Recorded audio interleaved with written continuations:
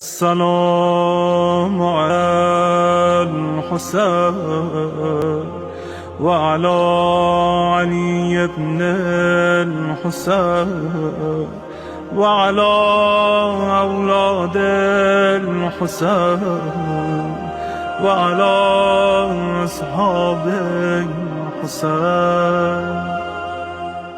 اللهم خص أنت أول ظالم باللعن مني وابدأ به أولا، ثم العن الثاني والثالث والرابع.